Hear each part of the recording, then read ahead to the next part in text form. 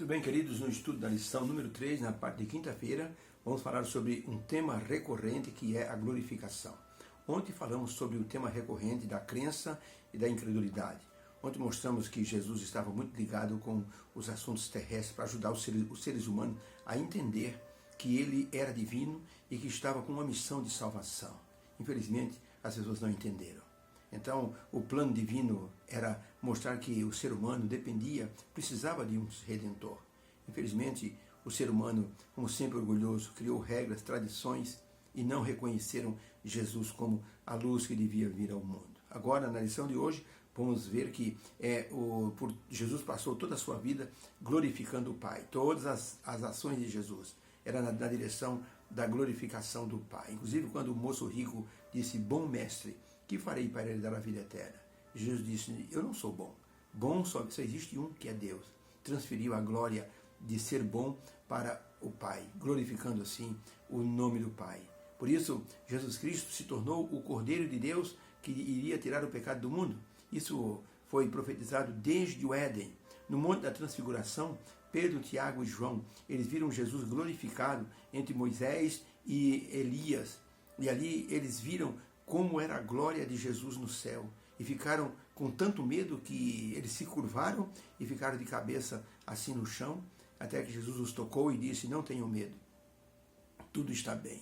Eles viram a glória de Jesus como seria. Por isso, Jesus Cristo, ele se entregou nos braços do Pai para que tudo que havia sido planejado fosse cumprido. Jesus se aproximava de um momento crucial. No jardim do Getsêmani, chegou a transpirar sangue de tanta preocupação com aquilo que ele iria fazer. Por isso ele disse, meu Pai, se possível, passa de mim esse cálice, mas se não for possível, que se faça a tua vontade. E assim, Jesus glorificou a Deus através do seu sacrifício. Em Londres existe um homem de nome Emil Meckler. Emil Meckler é um homem de um coração cristão assim excepcional. Ele tem uma espécie de um restaurante e ele alimenta pessoas de rua. Ele, assim, todos os dias separa uma boa quantidade de refeições e dá para os indigentes, para aqueles que são sem teto, aquelas pessoas que são vulneráveis. Ele faz questão de dar isso. Um dia ele atendeu um missionário, e quando o missionário foi no caixa e Emil abriu a caixa registradora, o missionário olhou, sabe o que ele viu? Ele viu um prego de uns 15 centímetros, esse aqui tem 10, de uns 15 centímetros, estava ali no meio das notas. E o missionário olhou e disse, senhor Emil, por que o senhor tem um prego no meio aí das suas notas, das cédulas de dinheiro? Ele diz, esse prego, missionário, é para que eu nunca me esqueça o preço que Jesus pagou por mim. E todas as vezes que eu olho para esse prego, eu me lembro que eu devo muito para Deus, por causa daquilo que Cristo fez por mim. Eu não posso ficar um só dia sem olhar para esse prego, porque eu lembro que Jesus deu a vida dele na cruz por mim, foi pregado numa cruz. E eu tenho que ter isso sempre em mente, para que Jesus transforme a minha vida. O missionário ficou impressionado. Aquele prego realmente fazia uma diferença muito grande na vida de Emil Meckler. Ele era realmente um cristão assim excepcional, um cristão nota 10. A pergunta número 5 diz assim, qual é o significado das palavras de Jesus quando ele disse, Pai, é chegada a hora, glorifica o teu filho, para que o filho glorifique a ti. Qual é assim, o significado dessas palavras? Pai, é chegada a hora. João 17, de 1 a 5 diz assim, Jesus falou assim, levantando os olhos para o céu, ele disse, Pai, é chegada a hora, glorifica o teu filho, para que também o teu filho te glorifique a ti, assim como lhe deste poder sobre toda a carne, para que ele dê vida eterna a todos quanto assim o Senhor lhes deu. E a vida eterna é essa, que te conheçam a ti, o único Deus verdadeiro, e a Jesus Cristo, a quem o Senhor enviou. Meu Pai, eu te glorifiquei na terra, tendo consumado a obra que o Senhor me deu para fazer. Agora, pois, glorifica-me, ó Pai, junto de ti mesmo, com aquela glória que eu tinha contigo antes que o mundo existisse. Então a pergunta é, qual o significado das palavras de Cristo? Pai, é chegada a hora, glorifica o teu filho, para que o Filho glorifique a ti? A resposta é: Jesus disse que a hora dele enfrentar a cruz estava chegando. E ali era o momento onde Jesus seria glorificado pelo sacrifício que faria e Deus glorificado pelo amor que demonstraria. Um estava se sacrificando e o outro estava ofertando o amor para a raça caída, a humanidade caída. O apóstolo João, ele era muito íntimo de Jesus. E pelos seus escritos podemos ver que ele relatava o relacionamento de Jesus com as pessoas, os diálogos. Ele relatava assim com detalhe.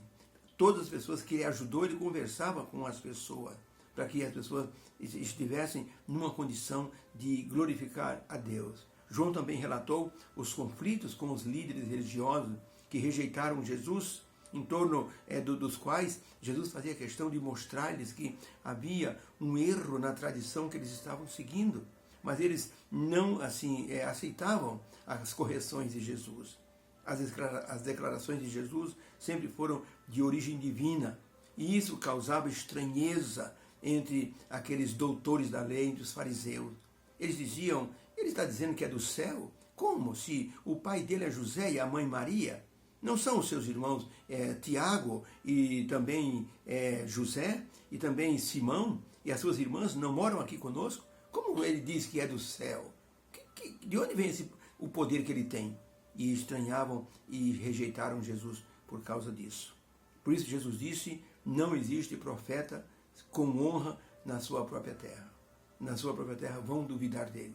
Na sua família vão duvidar de um profeta. Os líderes religiosos, eles humanizaram Jesus e até demonizaram Jesus ao nível deles. Eles disseram: está expulsando os demônios por Belzebu, o maioral dos demônios.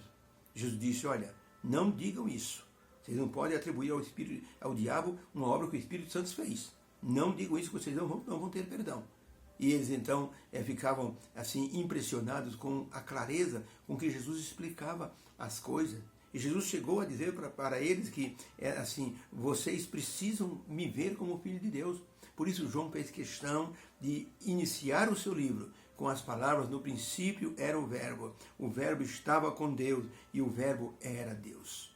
Por isso Jesus foi mostrado por João como um ser divino. Ou seja, glorificar a Jesus significa aceitar Jesus como Salvador. E com isso nós glorificamos a Deus porque estamos aceitando o seu imenso amor. Ellen White escreveu: unicamente mediante a morte de Cristo poderia ser vencido o reino de Satanás. Unicamente assim poderia ser o homem ser redimido e ser glorificado juntamente com a salvação recebida de Cristo Jesus. Por isso Jesus aceitou o sacrifício e a agonia que ele passou. A majestade do céu consentiu em sofrer os pecados da humanidade na sua carne. Por isso ele diz: Pai, glorifica-me para que eu possa glorificar o teu nome. Jesus Cristo, ele foi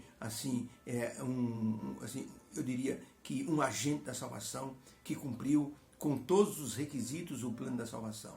O que foi estabelecido no céu, Jesus cumpriu à risca. Buscou o poder de Deus como ser humano e mostrou que era o Filho de Deus em sua divindade. Na cruz, não foi a divindade que morreu, foi a humanidade de Jesus que morreu. A divindade nunca poderia morrer porque ela é eterna. Por isso, Jesus Cristo se tornou o nosso Salvador. Se ele fosse apenas humano, nós não poderíamos ser salvos. Mas ele era humano e divino ao mesmo tempo. Deus nos abençoe. Possamos aceitar Jesus Cristo como o nosso amado Salvador. Somente assim nós teremos a garantia da vida eterna. Somente assim nós iremos glorificar o Pai, aceitando o sacrifício de Jesus na cruz. Deus nos abençoe. Fica com Deus.